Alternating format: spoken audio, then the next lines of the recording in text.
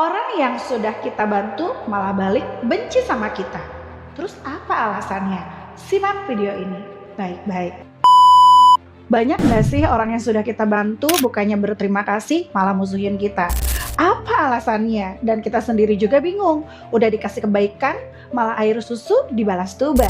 Yang pertama, soal hutang pihutang. Kebanyakan orang yang berhutang gak mau bayar. Lalu dia nyari alasan bagaimana caranya supaya nggak bayar hutang ini. Nah, kalau dia memusuhimu, ribut denganmu, ya sudah selesai, nggak usah bayar hutang lagi. Gimana? Enak kan?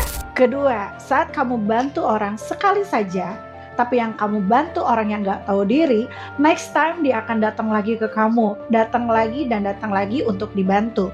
Tapi sekali saja tidak kamu bantu, dia merasa kamu orang yang paling jahat dan orang yang tidak membantu dia. Dan dia akan benci padamu karena merasa saat dia butuh lagi nggak dibantu. Padahal kamu nolak dia cuma sekali aja, dia akan berbalik membencimu. Ketiga, memberi itu tangan di atas, menerima tangan di bawah. Dengan posisi seperti itu, dia merasa menjadi orang yang tidak berdaya dan merasa dirinya sangat kekurangan. Dan dia merasa terpuruk. Dengan seperti ini, akan membangkitkan rasa iri dengkinya terhadap kamu.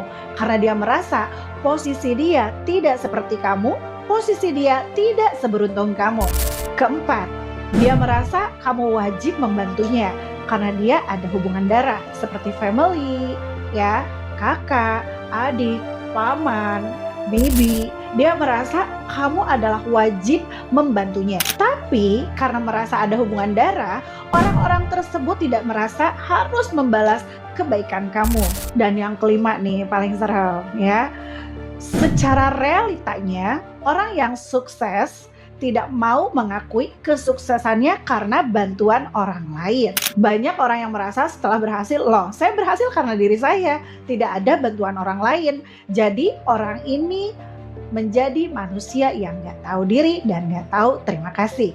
Semakin kamu mengungkit bantuanmu terhadapnya, semakin dia membencimu. Gimana setelah tahu alasan tersebut? Apa yang kamu rasakan? Apakah benar semua? Dan ternyata dengan penjabaran tadi, semoga kita lebih berhati-hati menghadapi orang.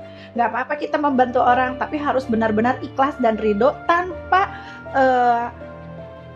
mengharapkan kebaikan orang tersebut. Karena memang keikhlasan yang sesungguhnya saat kita membantu seseorang jangan kita ingat-ingat lagi. Karena di saat kita membantu orang lain dan kita ingat-ingat lagi, yang kita dapat hanyalah luka batin. Karena banyak sekali nih manusia yang hidup di dunia ini yang gak tahu terima kasih dan gak tahu diuntung. Bagaimana? Apakah sependapat? Komen dong. Terima kasih.